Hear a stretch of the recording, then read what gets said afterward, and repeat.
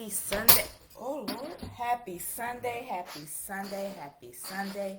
It is Coach Lee, your productivity and accountability coach, here for another Sunday of, you've guessed it, Success Starter Series. Now, we normally go live at 2 p.m. Eastern Standard Time, but your girl needed a nap, and we're going to talk about refreshing, rebuilding, and all of that stuff, and why this nap was important, because your girl was tired. And needed to listen to her body. But yet and still, we are here. And as we wrap up as we start, I guess I should say, the last full week of the month of December, the last full week of this year, because next week we only got like a half a week. We 9, 10 days, depending on how you want to count it, left in this year. And so, as your productivity and accountability coach, I want to make sure that as we continue to journey through this process, that you're equipped with the tips, the tools, the things that you need to help you to make the changes that you're looking to make, to become the person that you're looking to become.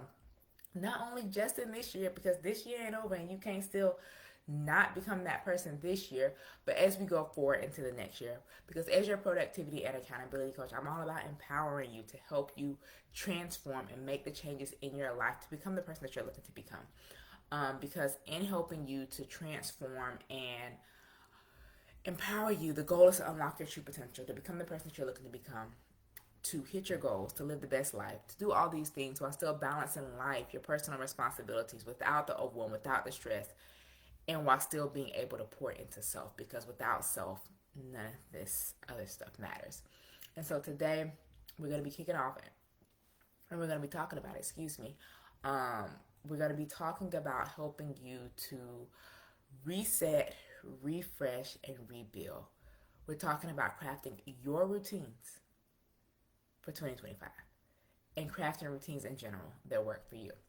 And so, y'all know how we do now. We make sure we talk about it through the framework of the LEAD method, being able to look, to examine, and creating a game plan to execute when it comes to that.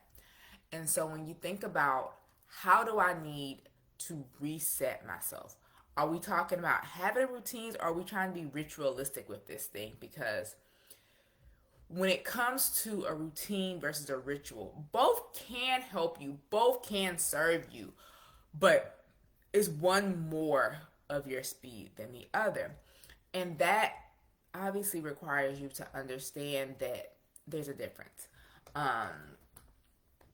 And when you look at it, you start thinking about, what are the differences between what it is that I'm looking to do and who it is that I'm looking to become. Where is this going to serve me? And so when you think about, what is it that you need? So let's look at it. Let's think about it. A routine. When you think about a routine, what do you think about? Because a routine is things that you do repeatedly. So it's actions that need to be done, and you create a system around it, so to speak. So a routine to me is a system. You have these things you need to do: brush your teeth, go to bed, go to work, get ready for work, and we create these morning routines, self-care routines, evening routines. We create these routines that help us, but we also sometimes have things that might be more ritualistic. And when you think about rituals, now we're not trying to go into witchcraft or nothing like that, and I think sometimes that might be why we shy away from the word rituals. But rituals can often sometimes be seen as things that have a little bit more purpose. They don't have to be spiritual. They don't have to be religious. They do need to be realistic. They don't have to be spiritual or religious. They don't have to be about no witchcraft or nothing like that. But you need to have these routines or rituals, whichever word it is that you want to use, to guide you. And so when I think about, how would you define or create routines or rituals that serve you? And so when you think about, what's really the difference? And so, like I said, routines are about these series of actions that you perform regularly, which is why it's a routine. Again, self-care routine, morning routine, evening routine. Whereas a ritual is more of things that are performed in a customary way and has more of a sense of purpose. And so routines might be those everyday activities that you perform that have this structure that gives you this stability. But then you might look at a ritual and say, okay, these are things that I do long term. And they, how would I say, they have a different maybe motivation, let's put it that way, a deeper sense of purpose, um, pushing you to change into a more positive way. And that's like when you look at like definitions on, which is why I say that sometimes I think we just interchange words, because to me they're the same. Because we don't want to create routines that aren't serving us, that aren't purposeful. Because even having a morning routine, this is for you to start your morning with purpose, to guide you throughout that day. Evening routines, self-care routines, any of those things. So let me know, when you hear routine and when you hear ritual, what comes to mind for you? Are they the same or are they different? Because that has to guide what framework it is that you're going to use. I say routines, honestly, is the word that I say more so than ritual. Because to me, I'm more about creating a system and a structure that provides me stability. When I'm off of my routine, things don't often flow the same. Um, excuse me. But let me know which one resonates more with you. But whichever one it is that you want to use, the word routine, the word ritual, distinguishing them or not, either way, you need one because it's crucial to your productivity as well as to your personal growth. And when we look at routines and rituals, now that we kind of have like a definition, so to speak, to work with, what is the purpose for them? They're to help make your life easier, to help make your life better, to give you something to flow from and to go from. And so we have to look to see, where is it that we need routines? Where is it in our life that we need rituals? Because if we're working on crafting your routine, crafting the thing that's going to work for you as you go into through 2025, as well as the rest of this year, what is it that you need? Because once you understand where is it that I'm off, you're then able to examine how is it that I can create these routines or these rituals that are going to serve me in a way that helps me to build habits that stick. Because the entire purpose of, maybe I don't say the entire purpose, the main purpose behind these routines and these rituals is to serve you to become a better person. And as you become a better person, things become easier. And as things become easier, you're often able to get more done because you know that after I do this, I do this. For example, my nighttime routine. I typically am in my office, or if it's a TV night, watching TV or whatever. But after, like, part of my nighttime routine is I talk to y'all in stories. After I finish talking in stories, I fill up my cup for the night with ice, and let it sit in the sink so it can defrost. And then I just add water on top in the morning. Go to my room, brushing my teeth or whatever, putting on my scarf if it's not already on. Making sure, I put my morning reading devotional books in the bed with me. Go to bed. I put the phone on charge, all that stuff. But that's part of my nighttime routine. My morning routine is me waking up, going through my morning routine, brushing my teeth, leaving my room, packing my food for the day, if it's a Monday through Friday, a work day, and then coming into my office, doing some work before working out. What is my midday routine? If it's a working day, typically around 10 a.m., I'm going for my walk. If I'm in court or something like that, I pivot and adjust the time. But generally speaking, about 10, I'm going for my walk. And then typically about 12:30, 12:45-ish, I'm taking my lunch break. So what do these routines, rituals do for me? It helps me to know that, it's that time for me to start doing this thing. And then in doing this thing, I know that this is what comes next. And so I'm just able to flow through it. And so it helps me to build momentum because I'm not having to think when I wake up, what do I need to do? What do I need to do? It's time to go to bed. What do I need to do? It's the middle of the day. What do I need to do? My meal prep routine, like my Saturday routine, me waking up, going for my run, doing my workout, coming out, doing my meal prep, washing dishes. And then from there, I typically flow into getting in my office and getting to work. These routines or these rituals help me to know this is what's next. You need these in your life because you need to understand what's next on any given day. By having this structure within your day, this is not me telling you to schedule out every single hour of your day, This is you understanding that when it's this day of the week or this time of the day, this is what typically I'm flowing through.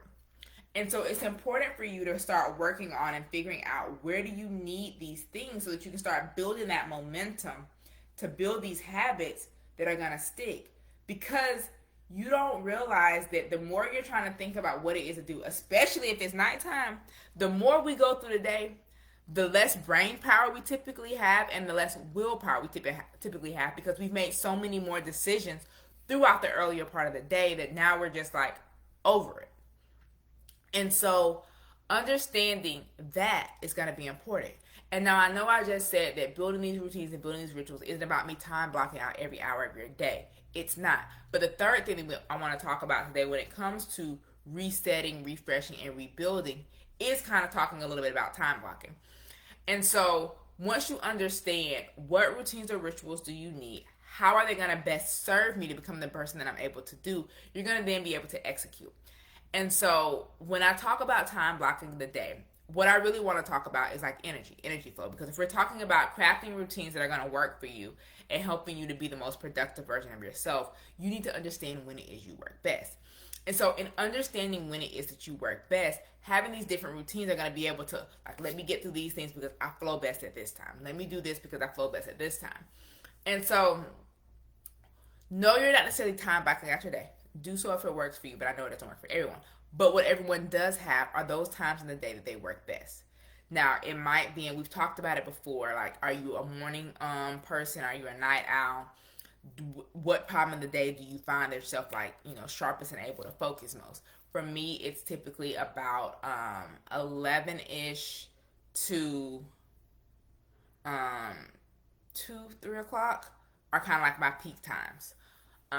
10, well, maybe 10:30, somewhere in that range. And then in the evening, though I do like to go to bed early, there's typically about an hour between like 7 and 8 that I get like laser focused again, and I have this peak time.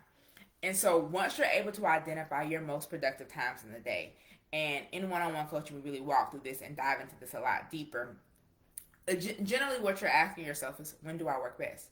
When do I naturally find myself able to get done? If you work or if you own your own business, when is it that you find that, like, this is when I typically lock in and I get work done, versus this is the time when I'm wandering around, need a snack, want coffee, want an energy drink, need to talk to my coworkers, I'm more easily distracted, or I keep having to like remind myself what it is that I'm doing. We all have those times within the day, and it's a natural thing, so don't feel bad about it.